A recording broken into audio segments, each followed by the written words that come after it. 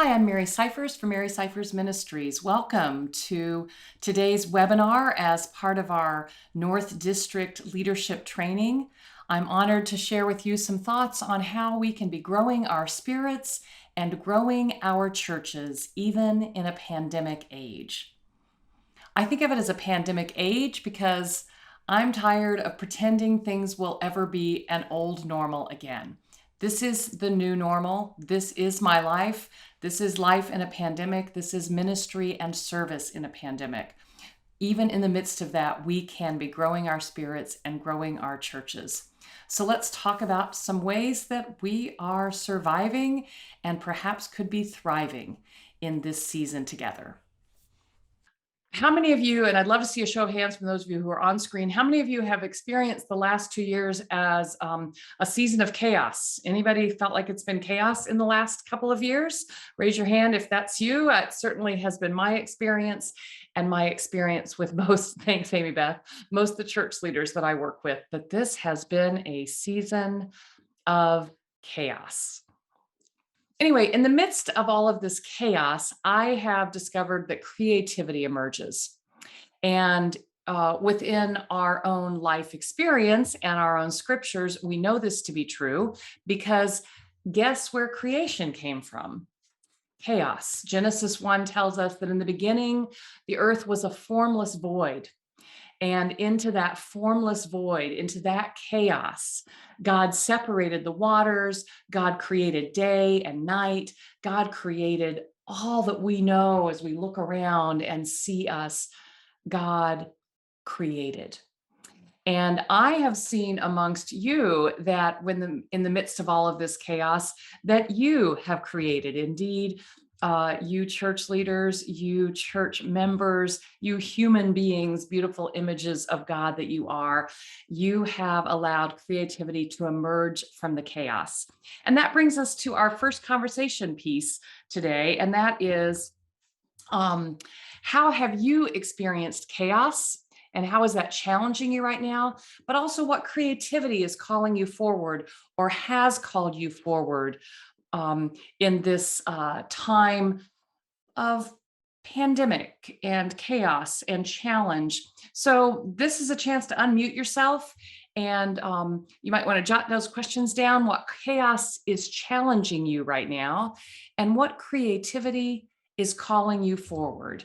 So would love to hear from a couple people. If you feel like talking, unmute yourself and just chat away. If you prefer, you can use the chat feature off to the right, and I'll kind of monitor those as well.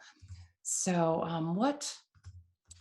what have you been experiencing? What chaos is challenging you? Creativity calling you forward. One thing I have noticed, Zoom did not exist 2 years ago. Amen. And now I meet with Zoom. I have recently moved to this church. The church I came from, I still meet with Zoom from the ladies there. I meet with my sisters every week on Zoom. So in a way, it's given us new opportunities. It's difficult, but they're there. Thank you, Anne. Very good point. Very good point. I saw the creativity too of churches teaching one another how to use Zoom, especially that first 2 or 3 months of the lockdown, and the creativity of people leaving laptops on porches or gathering with their masks and their gloves, making sure we were all safe while we helped each other out. I love seeing that creativity of how we build community, even in these challenging times. Anybody else? What chaos is challenging you, or what creativity is calling you forward or has helped you through this pandemic? I think some of the chaos that I've noticed is the fact that we're still having to evaluate and reevaluate on a regular basis what is safe for us to do. And it's taking it week by week and not being able to make, even plans a month out. That's a huge amount of chaos that's unsettling. Yeah, that is really true. And boy, have we really felt it with this Omicron surge. And I said to one of my coaching clients recently, as a worship expert and on behalf of worship experts around the globe, I'm sorry that we didn't know how to prepare you better for yet another surge and another hybrid and another pivot. It's very hard when you have to constantly evaluate and reevaluate on a regular basis what's safe and how to provide worship and community and study together. That is chaos. Thanks, Esther. And Amy Beth, you want to unmute?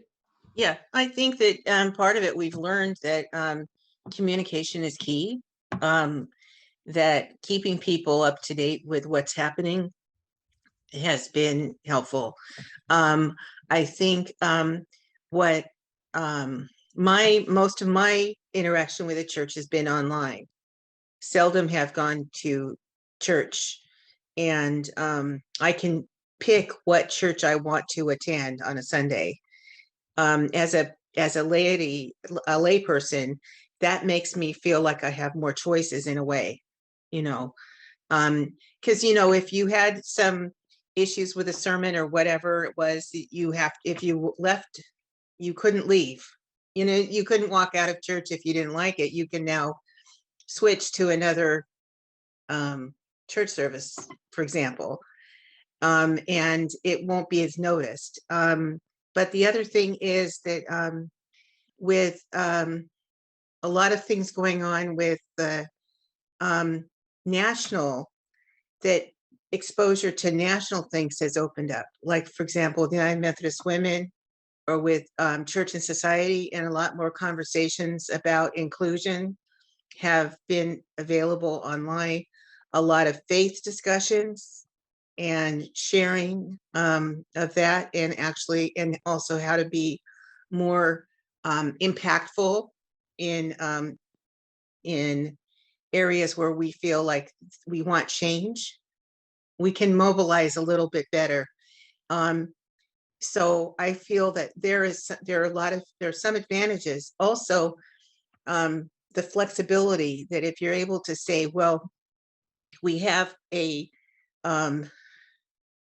in-person option and we have an online option going on at the same time. So if we can't meet together, we always have an online option available. And that makes it a lot more flexible that we didn't have before. And so I think we've given more chances to communicate with people and share the good news. Amen. Thanks. I really appreciate that approach. Hold on just a second. I really appreciate that approach, Amy Beth, that flexibility. And I'm sure some of the preachers kind of like, cringed a little bit to think, oh, you leave us when you don't like our sermons. But I think that's a gift. I will tell you that as a preacher, I've loved being able to worship and receive sermons in a way that I just didn't feel like I had the opportunity to before all of the online flexibility. And I would say to all of you also, when the tech doesn't work at your church, go visit another church. Instead of wringing your hands and being all distraught, that's an opportunity to visit another church. So thank you for that reminder. Donna put into the chat a creativity that's needed are new ways to maintain relationships. And I would definitely hear that. Somebody else was trying to get in. There you go. Yes, go ahead and unmute. Okay, speaking to me? Yes. Okay, thank you. Yes, on that same note, kind of following that, the COVID pandemic has made it impossible or not as easy for some people who medically don't feel comfortable coming in person, but unfortunately, they also don't have computers and have access. So that to me is chaos. And I don't think I feel that we need to stay in touch with those people because we don't want to lose them, and they need to have the contact. So for our creativity, we have done it in the past, and we're kind of renewing it again because things didn't get better.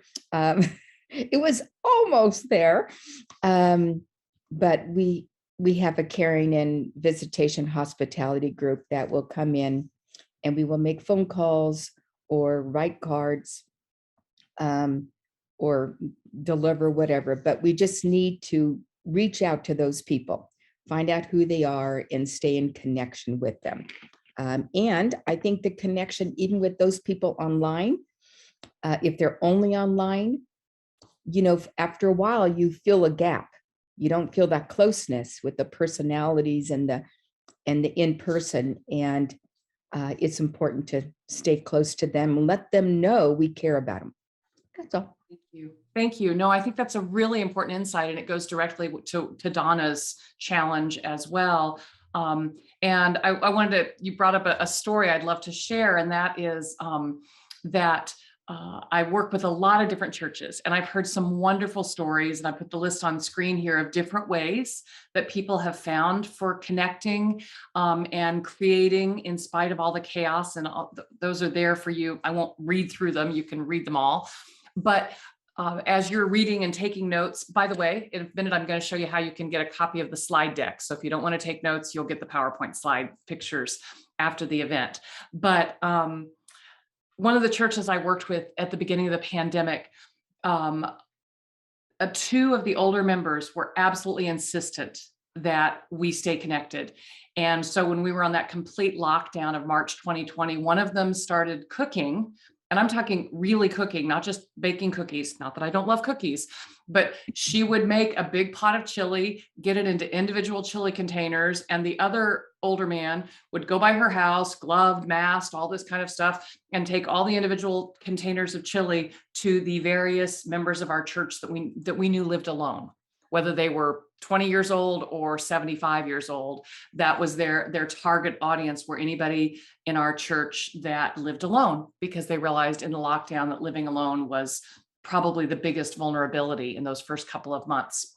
And I recently had lunch with the man and asked him, oh, what are you and Stella doing? And he said, oh, it's a whole church thing now. There are a dozen people on the care team, and we deliver to all the homebound people and to all the people who live alone and to just anybody else who's feeling down and says, I want a meal or I want cookies. And that's how they have cared for one another very creatively in these 2 years. And they're in suburban Orange County. So they're all over the county. I can't think how many miles his car has probably tracked, but he says, oh, I'm a retired insurance salesman. Used to do it to sell insurance. Now I get to deliver food. Way more fun. So just that idea that there are ways that we can create possibilities and stay connected. And I applaud you in the many different ways that you have done so in your church. And I invite you to, if you're not sure, have you done it? Make a list like the one I just put up on screen of all of the things that you and the other people in your church and your pastors have done. You might be amazed at how much difference you have made in the world. Sometimes we just forget to applaud ourselves for all those differences. Knowing that some of you may be escaping early, I wanted to make sure you knew how to get the slide deck. I will be emailing any of you who pre-registered if we have the correct email address for you, and that will just come automatically to you. But if you are worried we don't have your email, or you're not sure if you put the right email in when you registered, or you didn't register, you just showed up, then you'll want to email my assistant. That's admin@marycyphers.com. We also have a free resource for you on connecting with people in this pandemic. It's part of my resource called The Art of Extravagant Welcome. I did a separate edition specifically for how do we extend hospitality and welcome one another when we can't gather in person in the ways we used to. And so it's just a short little ebook, and you can sign up for that there. You'll see the email, the website address there, marycyphers.simplero.com/welcome book. Again, you'll get that whole address with the slide deck. Christy, do you mind to type that address into the chat for anybody who wants to just grab it from the chat screen? And this is also the way you would contact me if you want other ways of getting help from Mary Cyphers Ministries. I do run my church leadership and church growth consulting company. I coach and work exclusively with churches and church leaders to help us grow healthy communities of love. And out of that central value that we talked about this morning in our visioning of love, how that becomes the fuel that helps us strengthen our churches and grow our churches. So Christy, do you have that address? Can I go to the next slide? I've got the web. Do you want your email address too? No, just the welcome book. Okay, it's done. Thank I'm you. gonna set it. Thanks, Christy. Uh-huh. So there's all my contact info. And again, you'll get that in the slide information, and you'll get a follow-up email from me as well. So I want to talk about our next thing that I think creativity is one of the ways that helps us find a little bit of hope, but hope is a really important part of the fuel that I think we need in times of chaos and certainly in times of despair. And just as I would assess that creativity emerges from chaos as it did from that first day of creation, hope is our Jesus story, right? Hope emerges from despair. The Christian story is powerful because it emerged from the death of the one that we follow. And that in that death, when the disciples thought all was finished, instead a life emerged and hope emerged on that Easter Sunday. And in the many resurrection appearances of Jesus coming to his disciples, we were reminded that hope does emerge from despair. And so as we talked this morning about lament and how the psalmist also looks for hope in the midst of that lament, I'm reminded of how many churches have looked for hope and tried to find hope. And I want to lift up one in particular, and those are the pictures you see on screen. And I didn't give copyright notice. Those are both, those pictures are both thanks to United Methodist News Service and East End United Methodist Church in Nashville, Tennessee.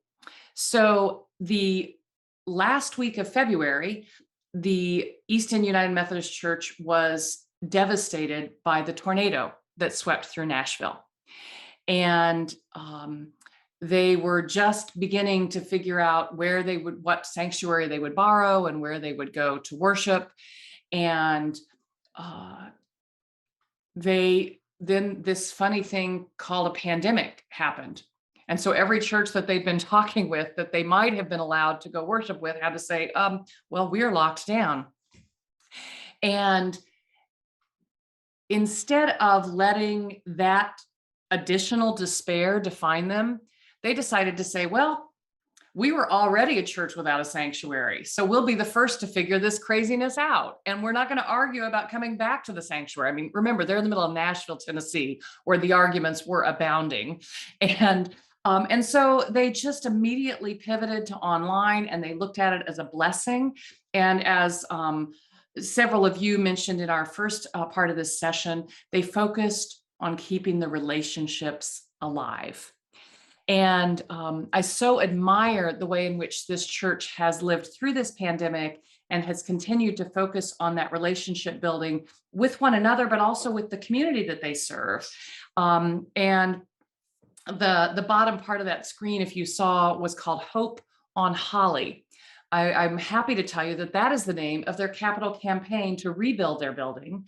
They launched their capital campaign to raise $1 million in matching funds. They've received a lot of FEMA money and insurance money, as well as some historic money because it was a historic structure. But they need $1 million in cash from the congregation to match that. And they launched the last week in September, and by the first week in November, they had raised $1.3 million from their congregation. Hope emerges from despair. People of faith create miracles. And I wanted to, as you think about how you are going to survive the next season in this pandemic, I thought I'd give us a chance to talk about that as well. What despair is frightening you or has frightened you in this last 2 years? And alongside that, what hope might be tugging you forward? What hope is helping sustain you or your congregation through this? Anybody? Again, I'm just going to invite you to unmute and put it on screen, and I'll go back to gallery so I can see your faces, but feel free to just chime in. What despair is frightening you? What hope is emerging? Anybody? A lot of what is hopeful for me is how, as you were saying, how everybody is finding other ways to do things to move forward. I know when at the time when our church, my church shut down and we weren't having services, but other churches were having services outside, I got brave and I went to a different church and made new friends, and it was great. It still kept me going with my faith, and knowing that there's hope, to, if my church can't come out of this, there are other churches I can go to. But of course, then my church started having services outside, and it was great. And now it's kind of gotten back to that same thing again. We're not holding church services inside or outside. And to me, that's despair. That's real despair, that people are having to say, nope, we can't do it anymore. And that's just giving up. I don't like that. Thanks, Nancy. Thank you. Others? Not being able to see people or predict when I can see people. At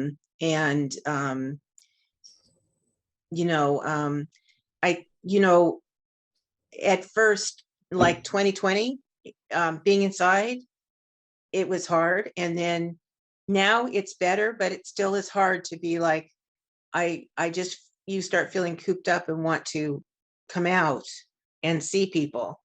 In the church setting, it's similar to, missing people at functions, events, and not having the same functions or events going on that make up a church calendar, like big worship services, for example.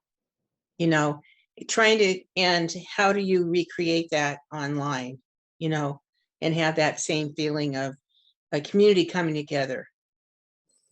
I think I miss the feeling of community coming together.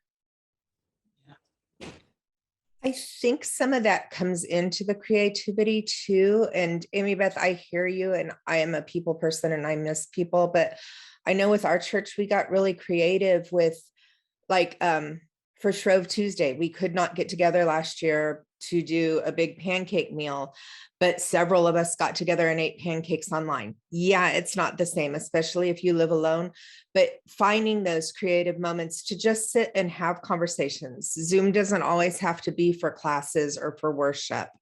Or having connections outside on the patio and having meals where everybody's 6 feet apart if we have to get back into that. But looking for those creative ways that, what can I do to make what was tradition new, but still handle that tradition? I appreciate that, Christy. It's a reminder too that the creativity is important to lead to the hope, because it requires us to take responsibility. And sometimes I think in church, we got really passive before the pandemic. And we looked at church as something we received. And if the pandemic has taught us anything, it has taught us we have to be intentional in our discipleship journey, that we don't just follow Jesus, we follow Jesus by doing what Jesus taught us to do. And remember, the disciples, after he trained them for only a few months, he sent them out in pairs to do the work he was already doing, to heal, to feed, to teach, to preach, to proclaim. And that's what it is when you go visit each other, when you send one another a note, you are living your discipleship journey. And that's another way of creating hope. Esther, were you wanting to chime in? Yes, I was. One of the things that I found hopeful in the middle of pandemic and lockdowns, and our pastors, High Pastor Aaron, started doing Zoom communion, because of course it had to be live on Sunday afternoons. And I noticed a difference in the way we experience communion. First of all, as everyone gathered, there was a time of sharing, of gathering prayer concerns, of saying prayers and praying for each other.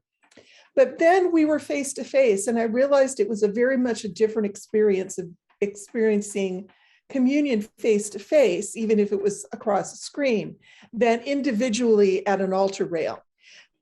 I think both kinds of experiences, being alone with God, has value, but also being together face to face has value. It reminded me that communion was originally, in fact, a meal gathered around a table. And I think that there was hope in that kind of gathering. And I think that's something we can take forward into the future as we plan our in-person worship again. Beautiful. Thanks, Esther. That's communion theology that'll preach. Erin, you want to chime in? Yeah. Thinking about the despair versus creativity. And that's something that I've been struggling with lately. Because I think there's a lot of people that are struggling with that, right? And sometimes as pastors and as leaders, that gets directed toward us. So Pam, you've got some background noise there. It's a small group of folks, but unfortunately sometimes they're rather loud in our ears. And so we get, these voices of blame, right? That we can't fix it or go back to how things were or make the pandemic go away or whatever it might happen to be. And that creates despair. The creativity comes in when, instead of focusing on the ways that we can't fix it for people, we instead focus on the folks who are willing to look at what is possible and look toward the future and look at the ways that we can do something new and different and meaningful, even in the midst of a situation that's not ideal. And yet God's with us in it. And so, as much as the pastor in me wants to be present with the folks who are struggling, I also know that I can't fix it for them. And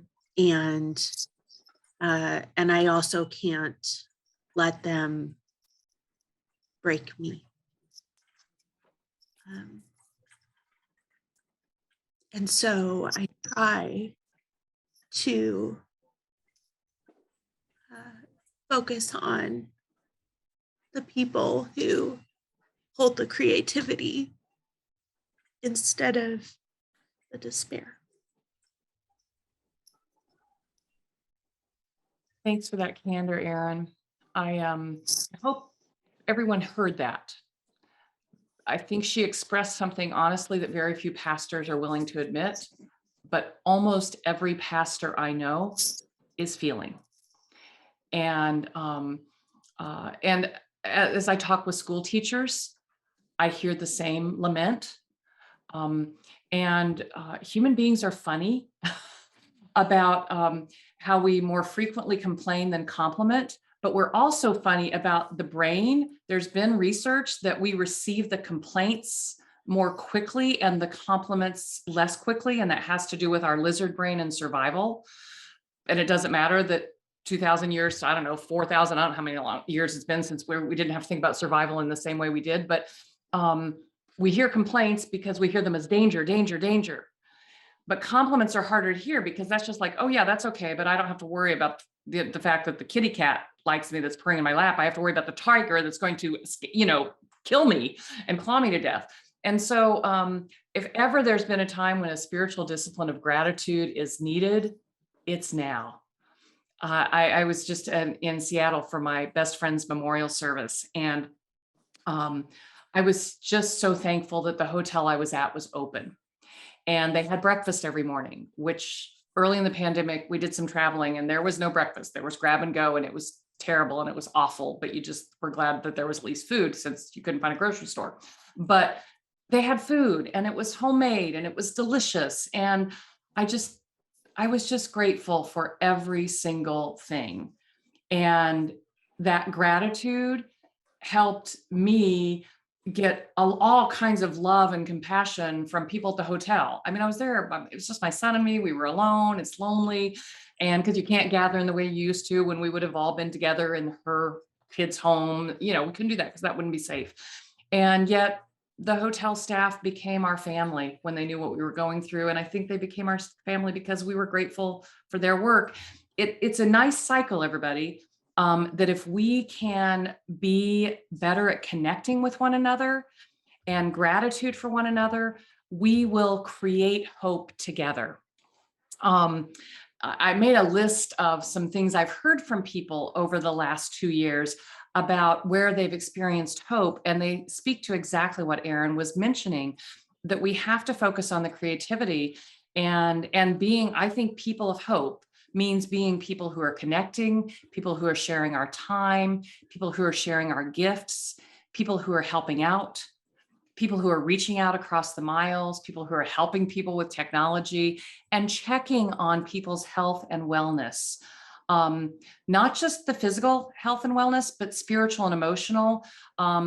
Every leader in the mental health industry, every leader in the medical industry is absolutely clear. The statistics are clear that mental and emotional wellness are at the lowest ebb since they have been measured in modern history. They've been measured for close to 100 years. And so there is a great deal of hidden illness. Don't assume anybody's okay. Assume everybody needs to hear from you. And I know it's hard when we are in despair to be the one to reach out, but sometimes in the reaching out is where we begin to reconnect with hope and rediscover healing. And would really encourage you to reach out. If it's that you need help, reach out to get help. And if you can give help, reach out to give help. I want to give you a few hints for creating a path to hope, because I know hope is really hard to come by right now. And even though I can preach about hope emerging from despair, I thought you might want some tools for creating a path to hope. And one of the first ones is to simplify. And lay people, I want you to hear the best thing your staff can do is to simplify. It helps them. One of the things I said about 3 months into the pandemic was we have to be done sprinting. We sprinted for 3 months. It was a lockdown. We thought it would be short. Remember, we thought we'd be back by Easter. Then we thought we'd be back by Pentecost. And then we realized I'll be lucky if I'm back by fall, Christmas, ever. We have to simplify. This has been a long marathon, and there's a long marathon yet ahead of us. And most pastors and lay leaders are still sprinting. Not sustainable. We're looking at a 30 to 50% attrition rate of clergy in America this year. That's the prediction for 2022. 30 to 50% of clergy are likely to retire, quit, move to other professions in 2022. We'll become like the Roman Catholics. Remember the Roman Catholics when they had their beginning of their priest shortage and they had to start closing down cathedrals and parishes? We don't want to go there. If we simplify, we can create hope and we can quit overburdening one another. So that's my first step on your path to hope. And notice I did it with a screen that's just simple. The next is to play to your strengths. As you're figuring out what simplicity works in your parish, play to the strengths of your parish.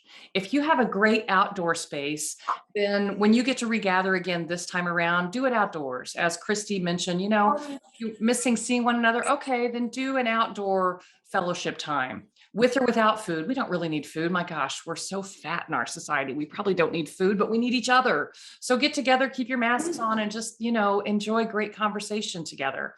The picture I have on is a friend of mine whose sanctuary was so dark and had such a bad sound system. She could not fathom how to create online worship. Little church, no tech team. It's just the pastor, the musician, and the church secretary. That's the staff. And he got really good on Zoom in about a day. And so they've been worshiping on Zoom for 2 years. And it's amazing. And they were the only church I know who didn't have to pivot right after Christmas this year because they were still on Zoom. They were back in their sanctuary for those who want to be in sanctuary, but they'd never done a big fancy live stream or pre-recorded. Somebody was there with an iPhone recording and putting it on Zoom each Sunday. So when they had to close down for a few weeks, okay, so we don't get our little iPhone recording. Now we get to actually see our pastor's face on Zoom up close while she leads us through worship. And that happened because they played to their strengths from the very beginning. And if you haven't been playing to your strengths or you've been overcomplicated, it's okay to back up now and simplify and play to your strengths or get back to where you were, and get the help you need. I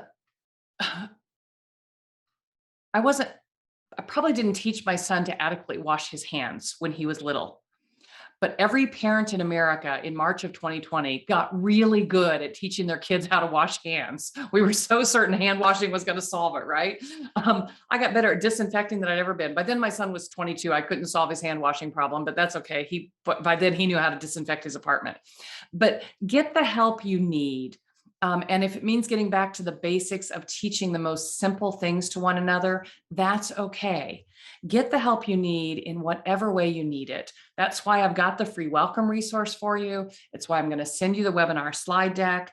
We want you to get the help you need so that you're not so alone in this. And sometimes you just need a little bit of help. And lay people, rework the budget. Okay, quit spending money on paraments. It's reallocate your budget for the resources you need. Buying this year's quarterly curriculum from Cokesbury is probably not as important as finding out whatever digital resources whoever's working with youth ministry needs. Up here is I have a digital worship resource for people who are planning worship. It's expensive to pay for digital resources.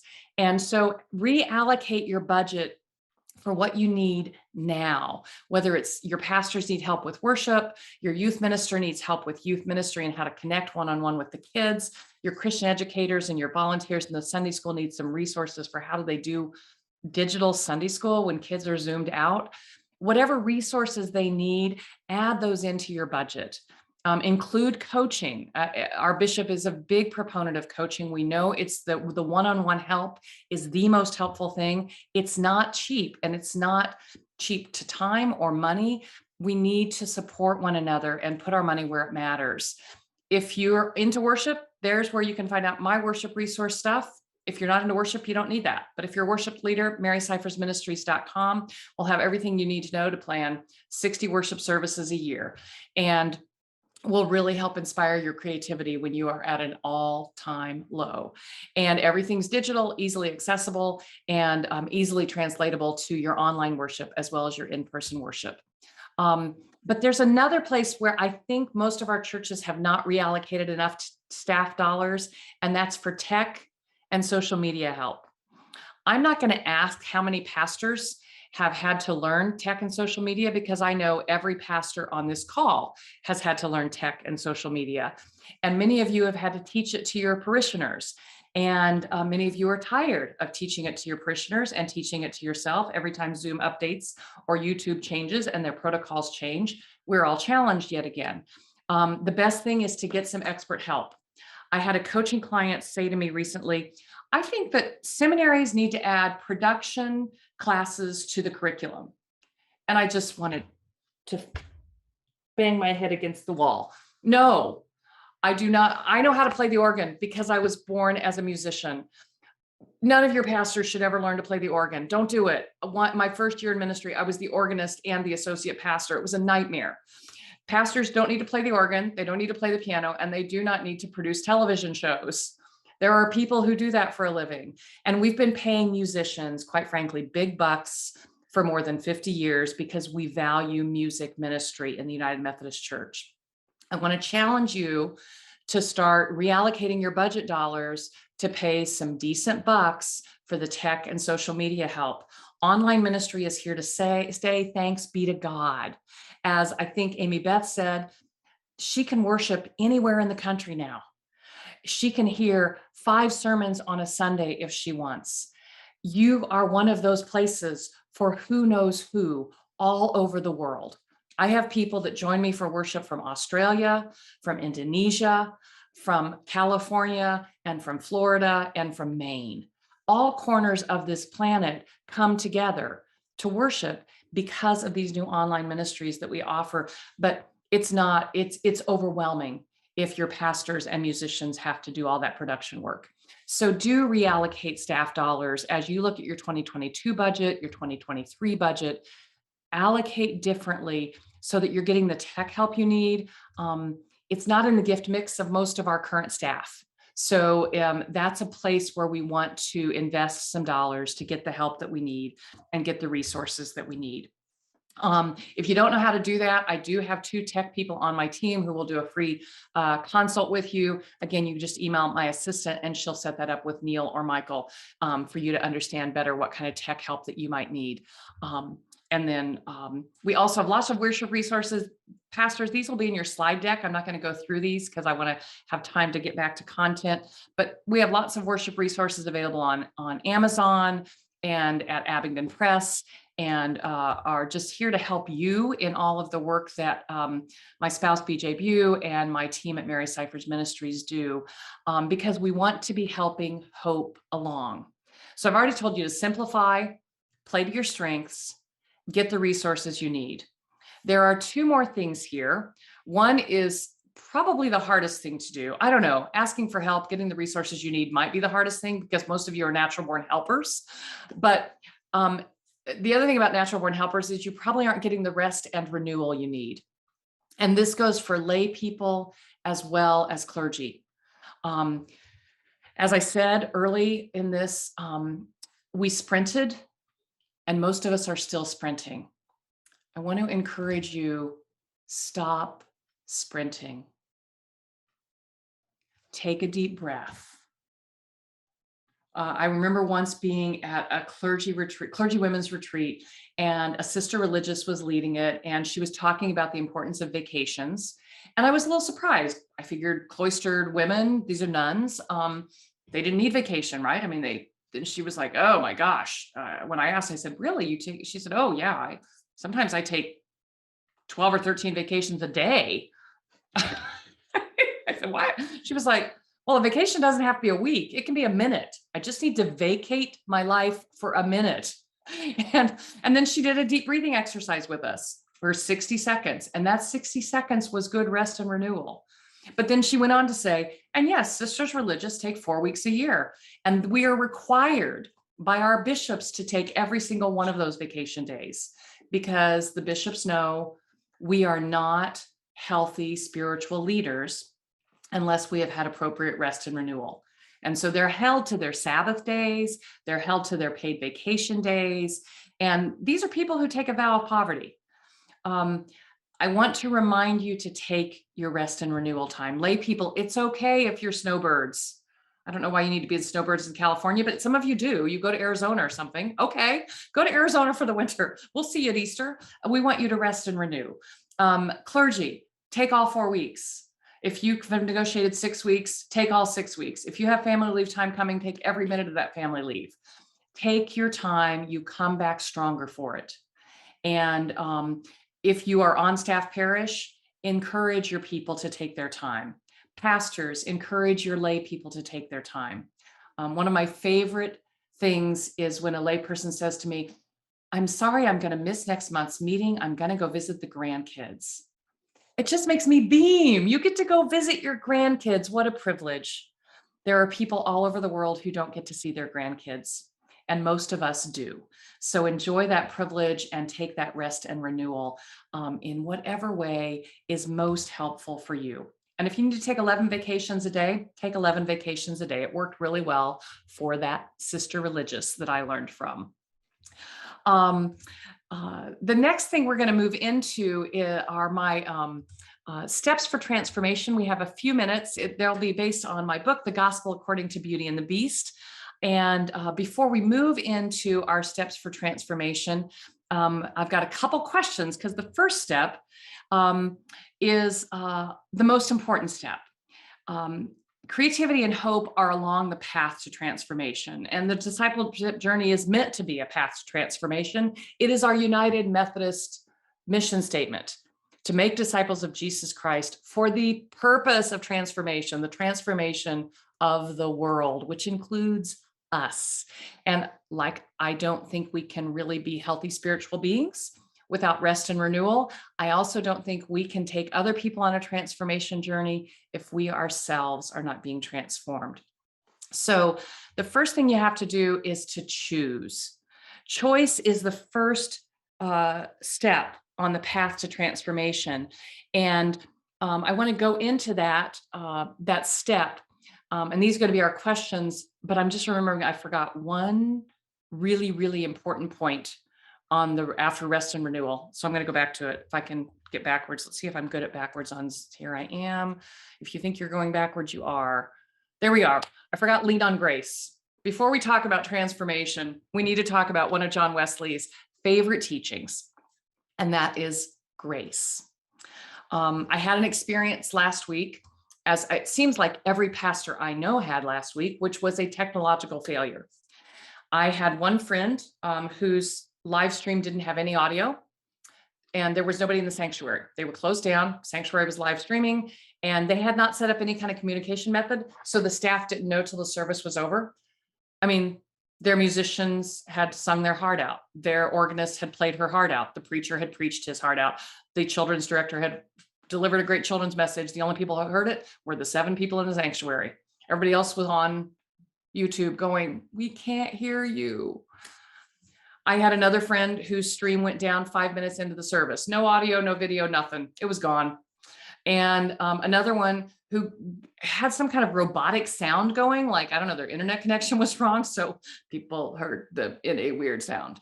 In our case, we got through the sermon. We showed a film clip. We had a live streaming license for the film clip, but YouTube bots don't care. They shut us down. Facebook shut us down. Nobody heard the closing hymn, the benediction, anything. The difference between my experience and the experience of my clergy was I didn't get one single complaint. Thank you, Santa Clarita United Methodist Church. I had a couple people who informed us the stream went down, where'd it go? But nobody complained. Every other friend I had who had a technological failure went home to an iPhone full of angry text messages. That's not our best selves. That's not our grace-filled selves. Part of my journey in 2022 is to be grace-filled Mary, not just to all of you, but to myself. And leaning on grace is something John Wesley taught because John Wesley had trouble doing it. He was very judgmental of himself. He was very judgmental of others, and that's why he knew he needed grace. So I know it's in our Wesleyan heritage to really be demanding of one another and be methodical and a little judgmental. But the reason Wesley taught so much grace is because he knew grace is what saved him. So that grace circles back to the compliments and the gratitude piece. This is all fuel for the transformation journey. Gratitude's like a whole section in my Beauty and the Beast book, because we just can't get through it without grace. And so that's a great way of helping hope along. And now I want to talk about how you make a choice for any of these things, really deciding to be creative, deciding to embrace hope, deciding to be grateful, deciding to lean on grace. All of these are tools on the journey of transformation.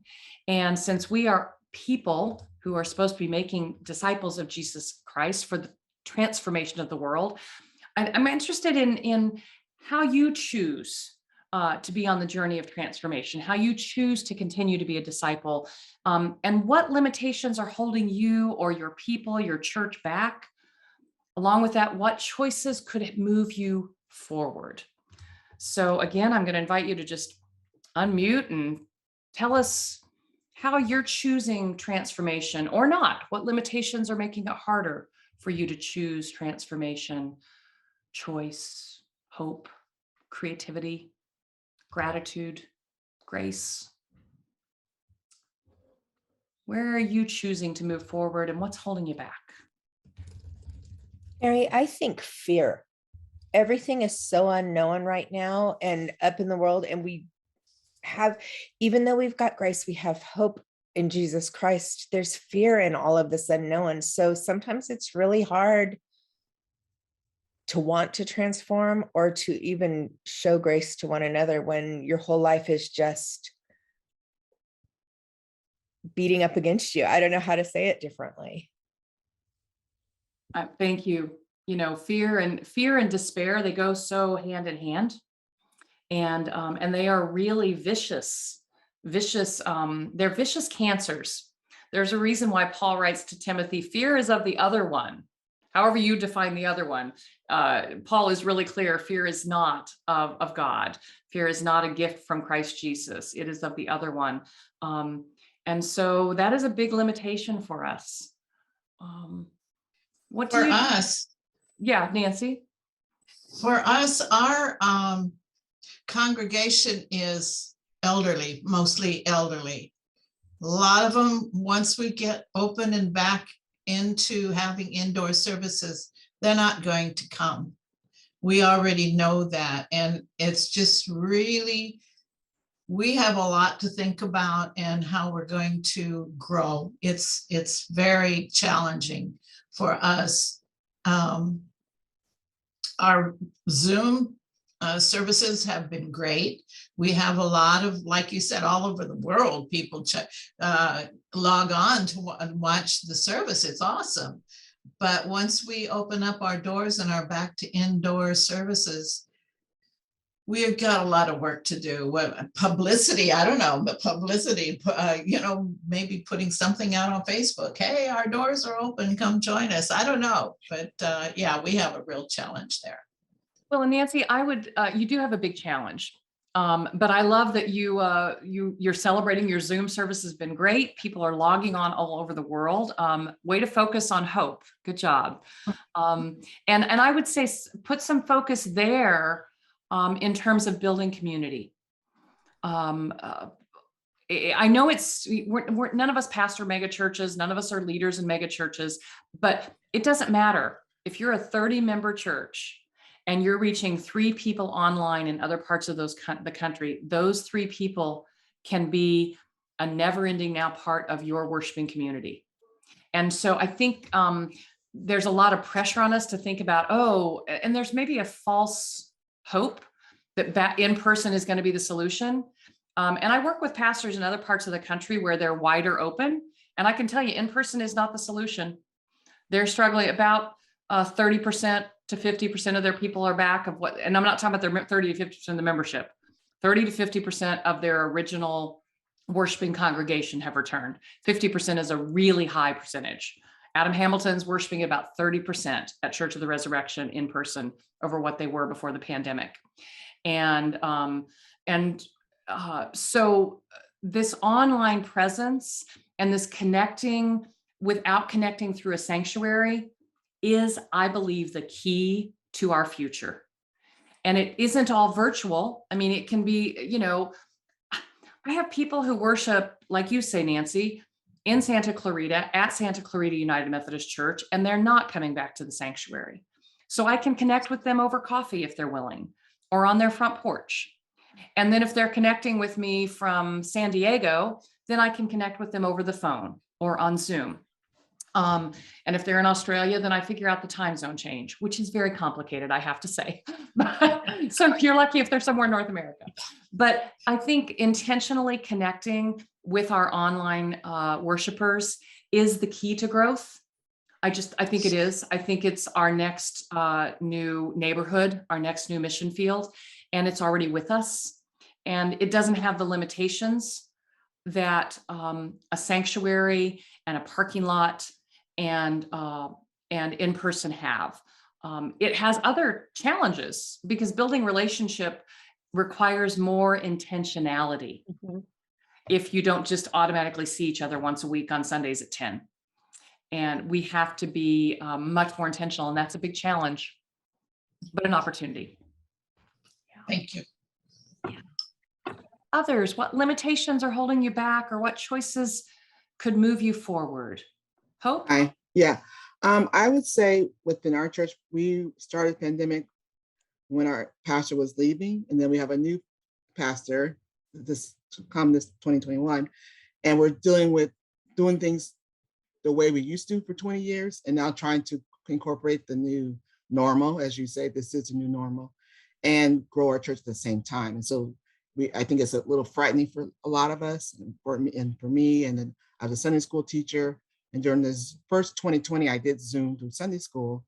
And now trying to get the kids back is hard because of space limiting and, kids being vaccinated or not mandated. We have elderly. So that's limited for us. But as we're thinking about just simplifying things, this has been great workshop, is just do one thing at a time and not try to do it all at once. Amen. No, I think I appreciate you putting it that clearly, Hope. It is. Try to do one thing at a time is the easiest way to simplify. It's also the easiest way to find out what's going to work and what's not going to work. If you're doing one thing and it reaches people, then you keep doing that one thing. But if you're doing 5 things and none of them reach the people, it might be that one of those 5 was a really good idea, but people just got overwhelmed. So one thing at a time we can discover. And if one thing you give it, the other thing is try one thing, give it a month or 6 weeks. Give it enough time for people to know you're doing it. I call it throwing Play-Doh against the wall. If after 5 or 6 weeks, the Play-Doh doesn't stick, then make a different Play-Doh, because then you try something new, and that's okay. We don't know. And back in the 90s, when I started in my church growth training, and in the early 2000s, when I began as a church growth consultant, we thought we had formulas for you. We discovered we were wrong back then. We're definitely wrong now. There are no formulas. There are no formulaic answers for this. So thank you. Anybody else? Amy Beth? Well, I don't need to keep contributing, but I'm very active in United Methodist Women, and United Methodist Women is going through a change this year, and we'll be discussing it more at our assembly coming up. But one of the things is that United Methodist Women has experienced is being able to become a more far-reaching organization, as well as reaching young people as well. And one of those things that I think is part of this conversation with churches is flexibility as part of being available to younger people as well, and reaching people where they are. And I think that it's the whole concept of new wineskins that we forget about, is sometimes we have to make a transformational change. And I agree with you that hybrid is probably the way it's going to be, is having the flexibility to do it remote as well as doing it online, and be able to embrace new platforms, not just be stuck on, we're happy with Facebook, or we're happy with YouTube, or we're happy with Zoom. That we have the flexibility to be what works for us is kind of the thing. Is, does that work for us? Is the question. Do you know what I'm saying? The way of playing to your strengths. Yes. Yeah. And if we're too stuck on one thing, like having everybody come back and worship in the sanctuary is something that I know that my home church that I really haven't been going to is really stuck on, is bringing people back in the sanctuary. But I'm not sure. Maybe people's minds have changed over time with having services on YouTube. But we were on YouTube way before the pandemic, so it wasn't hard to transition. Nice. Yeah. Thank you. Thanks for, I really appreciate the new wineskins imagery, that Jesus reminds us not to pour this beautiful new wine into old wineskins. The old wineskins can't handle it. And that's a great biblical imagery, Amy Beth, for us to remember as we think about this new season we're going through. As we conclude our time together, I'm just going to go through kind of the 8 tools of transformation that might help you and inspire you, give you a little spiritual food for yourself and for your church. Again, these are outlined in my book, The Gospel According to Beauty and the Beast, but you can just write them down and you'll get them in the slide deck. The first is to make your choice. And much of what we've talked about today are choices that we are making if we're going to choose fear or choose to rise above fear and embrace hope, if we're going to choose complaint or we're going to rise above complaint and choose gratitude and grace. But we get to choose whether or not we want to be on a path of transformation. There were many people that Jesus called who went away sad and chose not to follow him. But once we've chosen to follow him, I think we've made a choice to be on this journey of transformation. So as you choose, you're going to find that opening yourself, having an open mind is another really powerful tool to help you transform yourself. For a church, this is about opening our minds to evaluate what's actually working and what's actually aligned with God's purpose for your church, what's aligned with your strengths, your gifts, what works for you, and open your mind how to meet people where they're at. I love that phrase that somebody brought up. That was really powerful.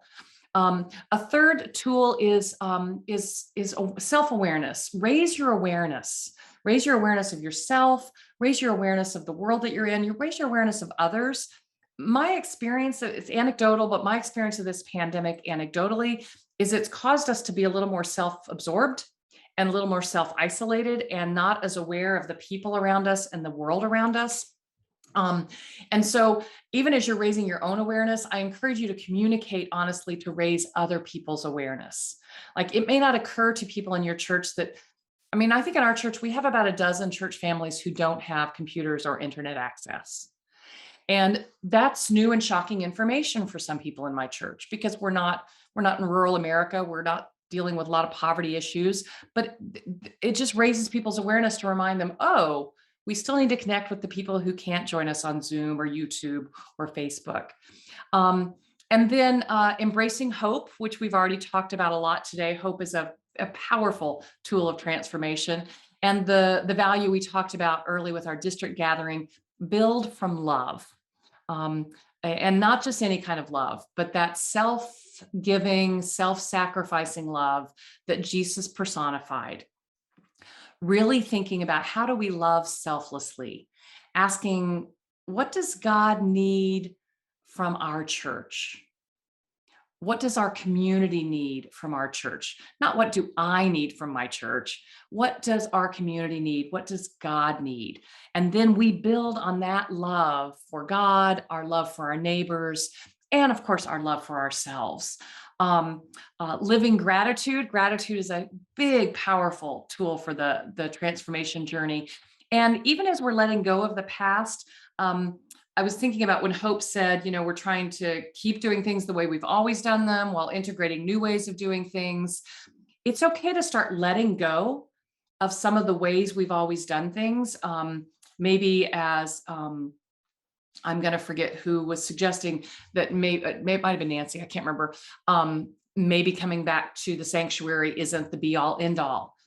Okay, but we can give thanks for the legacy of those old traditions, even as we let them go, which is also another way of letting them go in a way that's not quite as painful. Like we decide, maybe we'll never come back to doing 2 in-person worship services. We're going to simplify. The most we'll ever have at our church is going to be 1 because our second worship service is going to be online only. Okay, let's give thanks for the many years when we had a 9 o'clock contemporary and an 11 o'clock traditional. Thank you. That was a wonderful legacy of the past. And now we're going to have a 10 o'clock blended and an 11 o'clock on YouTube or on Zoom or whatever. However that's doing it, gratitude helps us get through.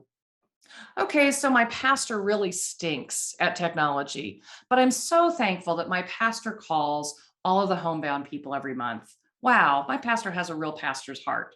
Oh, my pastor doesn't visit everybody in the church, but wow, have they gotten us connected technologically. I'm going to be grateful for them. Oh, my lay people, they cannot balance the books. I love them, but wow, the finances are a mess. But gosh, they have a loving heart for each other. They take meals to each other. They care for each other. If I have that gratitude as your pastor and you have that gratitude as my layperson, we are fueling each other's transformation journey. And that's a really, really powerful tool. And then the last two, they seem so basic. We're in Christian community, but they are so challenging for Americans. Depend on others. It takes a village. Jesus said, where 2 or 3 are gathered, he will be in our midst. And that's the gift. And we can be gathered on Zoom. We can be gathered in person. We can be gathered on the telephone. We can be gathered on YouTube or Facebook or onlinechurch.com. We can be gathered in whatever way, but we need each other. And depending on each other is another really important tool on our transformation journey. And of course, the most important tool is depending on God. We really can't do this on our own. And we have the most powerful fuel of all when we remember that with God, all things are possible, even surviving a pandemic, even staying in ministry through a pandemic. We got this, not because we've got it, but because God's got it.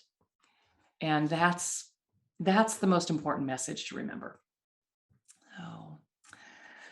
Thank you all for joining me. Are there any questions or final ideas before we close this with a word of prayer? I have a recording of the session. I will get those of you who registered, you'll get a recording from me along with a thank you email. Don't forget, you can sign up for that welcome book and also, or you can email me if you didn't sign up for the workshop and also get the slideshow and the recording. And I think eventually they'll get the recording on the district website. No offense to the district, but it doesn't always happen very quickly. My recording will be to you really quickly. So that's just the way I roll. So any other questions? All right, thank you very much for joining us, for giving us your time this morning. I'm going to close this with a word of prayer, and I'll stay online for a few minutes afterwards in case any of you have any private questions you want to discuss. Let's pray. Gracious and loving God, thank you for this district gathering and for this wonderful gathering of leaders thinking through how we can grow our spirits and grow our churches despite any circumstance. You are the mighty creator, and you are the vine grower and the vine dresser. Prune us where we need to be pruned so that we might grow. Fertilize and nourish us where we need your nurture, that we might grow. Strengthen us for the journey and walk with us beside still waters.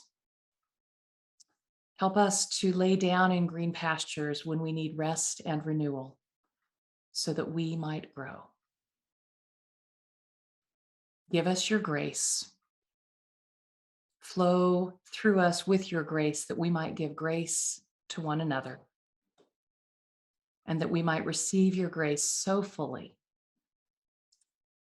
that your love and your grace not only saves us, but helps us work with you to save your world. In your holy name we pray. Amen.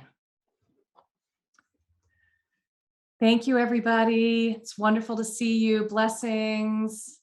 Thank you. It was great. Thanks. God be with you. Bye-bye. Thank you. Bye-bye. Great. I learned a lot. Thank you. Yes, you're welcome. Thanks for being here.